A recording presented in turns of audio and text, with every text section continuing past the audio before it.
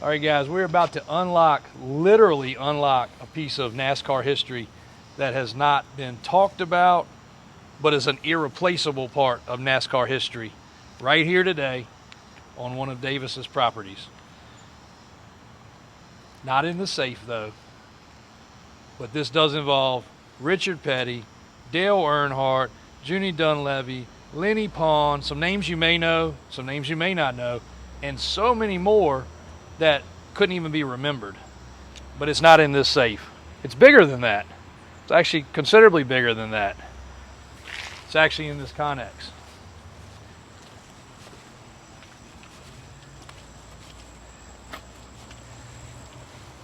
Now, what's in here might not blow all y'all socks off, but what I'm getting ready to tell you is a story that is accurate. It's been passed down decade to decade. It's been, let me just show you what it is.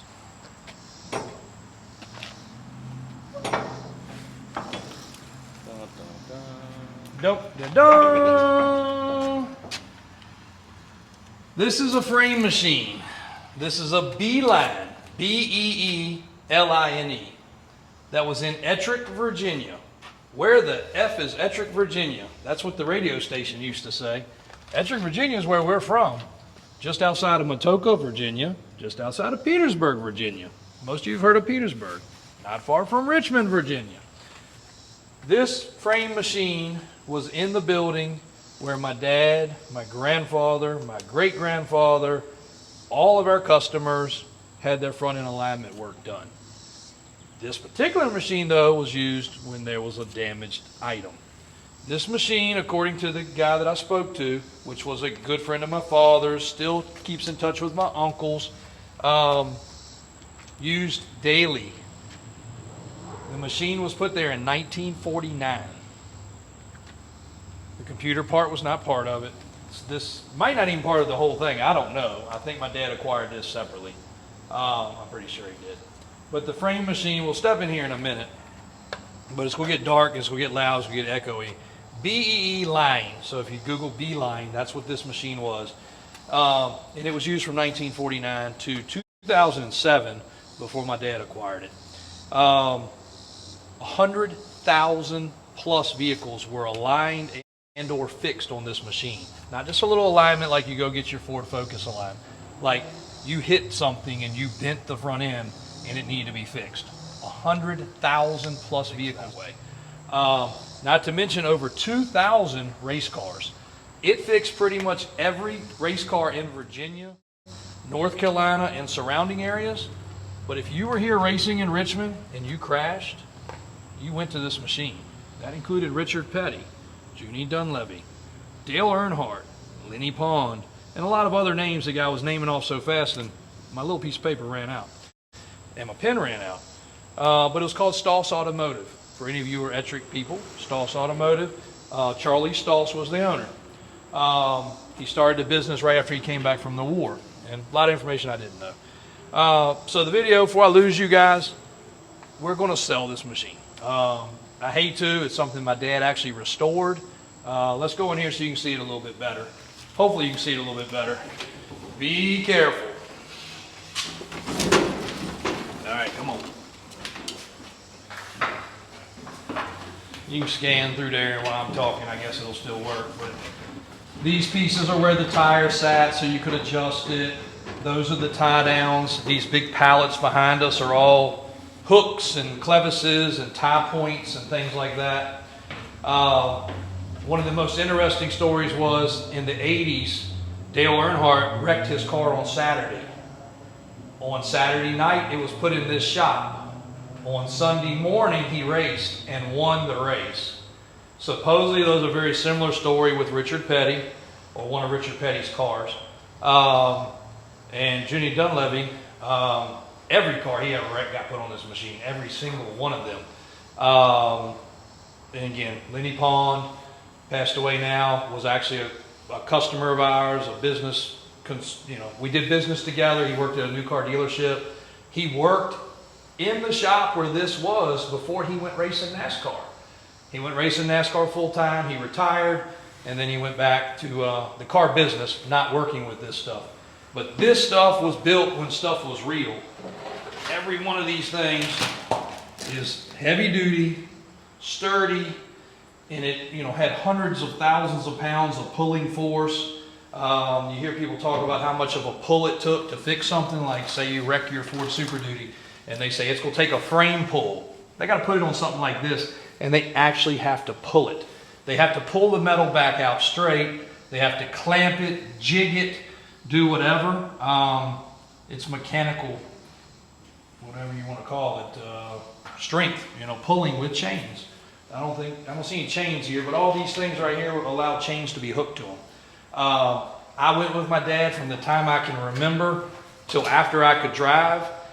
I never tore anything up, but I always knew this is where I had to go if I did, and thankfully I never did. But we would go there. Every time we dropped something off for a simple alignment, my dad would walk over and talk to Roger, which Roger was the one that ran this machine, and he's the one that did 100,000 vehicles on it. That's a lot. That's a big number, guys. Just imagine taking something that looks like it's been crumbled up in an accident and make it drivable again, times 100,000. That's crazy.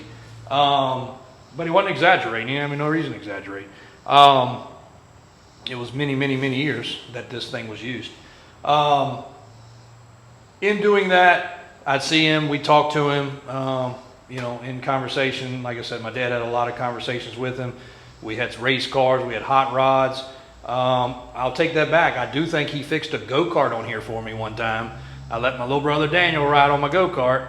He smashed it into a tree, and I believe we had to use this to fix it. I think we fixed it actually ourselves, but just a cool piece of history. We don't have a price on it. If somebody's got a museum, if somebody's got an old school shop for display, I'm actually gonna reach out to one of the local guys that owns a tractor museum here, see if he has some interest in it. You could put a car on it on display. You could put a car on it, work on it. You could use it again. The local shop that still does this kind of work has this exact machine, but his is actually older. He still uses it today. And he fixes cars on it every day, and it's the best machine ever. So usability and functionality is still there for real, and it's a really cool piece of history, a piece of NASCAR history. So if any of you guys are following on that footnote, you have space for it. It's going to take up what you see here. It's 20-some feet, maybe 20-ish feet, and probably 10 foot of width, maybe. So if you got a garage spot, something like that, check it out. Every piece, everything you can need. If you want to put it in use, Roger that used this really was hoping it was going somewhere to get set up, because he wanted to actually use it when he needed to again. And he said he could have used it thousands of times since Dad has gotten it from him. Dad got it, I guess, in 07 or 08. We have since moved it from building to building, shop to shop, all over the place. Something my dad wanted. We didn't quite understand why. But whatever, something he liked, so we dealt with it, and it finally found its way to this resting place. And we were down here moving some stuff around, ran across this Connex, and said, hey, let's talk about it. Let me talk to Roger, get some history, and then put it up for grabs if somebody wants it. So in the background there too, while we're chit-chatting on cool stuff, if you guys are still following along, old school original BF Goodrich mud terrains. That's actually a Goodyear Wrangler. Most of y'all have never seen that design. It was on a lot of military trucks. Still got the nips on it. There was also a tire called an on-off road that was very similar. That tire was a Mud King, Dunlop Mud King, one of my very first tires. This tire right here I actually bought as a spare before I even realized there was a difference in 16.5s and 15s, but my first truck had a set of 33 1250 15s. I bought this off the trading post, and my dad said, hey, son, you're not so smart, you didn't buy the right size. A Pernelli Jones brand spanking new tire. Most have never seen a Pernelli Jones tire. That's a cool piece. And then some Swamper radials. And then look at here. More Weld wheels. Mickey Thompson wheels. And even some old school Pacer wheels. Or 589s they call them. And some American Racing modular wheels. and some Super Swamper Truxes. So, cool finds, guys. This stuff's been in here 20 years, maybe. This has been in here every bit of 10 or 15. So, thanks for watching. Thanks for all the support. When I tell you guys we got some stories and some cool stuff, I really do mean it. There's just way more of this stuff than you'll ever imagine. More than a TV show could keep up with. But we don't want to just keep this hidden away. And again, it's not the money at all. If somebody could put this somewhere, send us some pictures set up, I know my dad would smile down and be like, that's cool. Somebody's getting some use out of it. Because that's what it really should be used for. Somebody should get use out of it again. All the tracking's there, all the stuff's there, all the attachments is there. He had all this stuff repainted. Some of it's powder coated. It's pretty amazing stuff. So thanks, guys. We really appreciate it. Sorry to be long-winded on something that might be boring, but if you're into NASCAR, you can probably really appreciate some of the stuff that took place with this setup. Stay tuned for more.